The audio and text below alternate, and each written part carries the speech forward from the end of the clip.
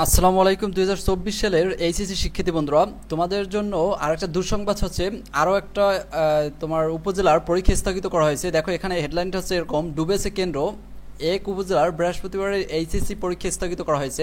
আমি এর আগেও একটি ভিডিওতে বলছিলাম যে তোমরা দেখেছো ফেনীর আরও দুইটা উপজেলার পরীক্ষা স্থগিত করা হয়েছে। এরকম করে একটা দুইটা এলাকার পরীক্ষা স্থগিত করলে তো স্টুডেন্টদের সমস্যা হচ্ছে। দেখো এই ইংরেজি পরীক্ষাটা আবার তাদের কবে নেবে, তাদের জন্য আবার আলাদা প্রশ্ন করা হবে। এখন দেখো এই একটা উপজেলার জন্য আলাদা প্রশ্ন যখন করা হবে, তাদের প্রশ্নটা যদি এখন যারা পরীক্ষা দিচ্ছে তাদের সাথে সহজ হয়, তাহলে তো তারা আবার একটু ভালো নম্বর পাবে। তাহলে অন্যান্য স্টুডেন্টদের সাথে অন্যায় করা হলো তো বিষয়টা। এরকম করে না করে যদি একটু 1 মাস 1.5 মাস পিছিয়ে দিত তাহলে কিন্তু অনেকটা ভালো হতো। এখনও শিক্ষামন্ত্রী এই জিনিসটা বুঝতেছে না। দেখো এখানে আমরা দেখে আসি একটু যে কোন উপজেলার পরীক্ষাটা আসলে স্থগিত হয়েছে। রাঙামাটির, অর্থাৎ তোমরা কালকে যে ইংরেজি পরীক্ষা দেবা সেই ইংরেজি পরীক্ষাটা স্থগিত করা হয়েছে বৃহস্পতিবারের, অর্থাৎ 4 তারিখে যে পরীক্ষাটা, সেটা কোন উপজেলার দেখো রাঙামাটির বাগাইছড়িতে। এই উপজেলাতে উজন থেকে নেমে আসা পানিতে নিম্ন অঞ্চল প্লাবিত হওয়ায় আগামী বৃহস্পতিবার 4 জুলাই এইচএসসি ইংরেজি বিষয়ের পরীক্ষা স্থগিত করা হয়েছে। আজ বুধবার 3 জুলাই সন্ধ্যায় গণমাধ্যমকে বিষয়টি নিশ্চিত করেছে মোহাম্মদ মোশাররফ হোসেন খান।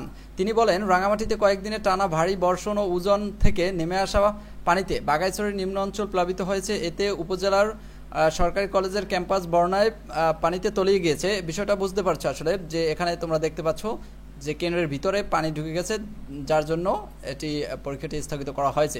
এখন যেখানে পানি উঠবে বা বেশি বৃষ্টিপাত থাকবে সেখানেই স্থগিত করা হবে, বাকিটা চলতে থাকবে। কিন্তু অনেক অঞ্চলে দেখা গেছে অনেক বৃষ্টিপাত, স্টুডেন্টরা ভিজে তারপর পরীক্ষা দিচ্ছে, তাদের ঠান্ডা লাগছে এবং পুরো শরীর ভিজা, তারপরেও সে পরীক্ষা দিচ্ছে অনেক কষ্ট করে। এরকম পরীক্ষা তারা ইতিহাসে কোনোদিন দেয় নাই, এরকম করে তারপর পরীক্ষা পেছাচ্ছে না। এখন কোনো জায়গায় যখন বেশি পানি ওঠে, যখন দেখে কোনো শিক্ষকরাই যাইতে পারবে না, স্টুডেন্টরা যাইতে পারবে না, তখন সেই জায়গাটা স্থগিত করে। এটা কোনোভাবেই আমি আমার লাইফে দেখি না যে এরকম হঠাৎ করে এক এক জায়গার পরীক্ষা স্থগিত করা হয়েছে। হয়তো একটা বোর্ডের পরীক্ষা স্থগিত করা হয়েছে, বাকি সব চলবে, কিন্তু এখানে দেখবা খুঁড়ছো খুঁড়ছো এক এক জায়গার পরীক্ষা স্থগিত করা হয়েছে, আবার অন্য জায়গায় পরীক্ষা চলতেছে। এর জন্য একটু 15 দিন 1 মাস হলেও পিছিয়ে দেওয়া উচিত। এই আষাঢ় মাস এখন চলতেছে, এই আষাঢ় বা বর্ষা যখন শেষ হবে তখন কিন্তু পরীক্ষাটা নিলে ভালো হতো। এটাই ছিল। আর এর পরবর্তীতে অন্য কোনো তুমি যে বোর্ডে আছো তোমার বোর্ডটা কখন যে স্থগিত হয়ে যাবে বলা যায় না।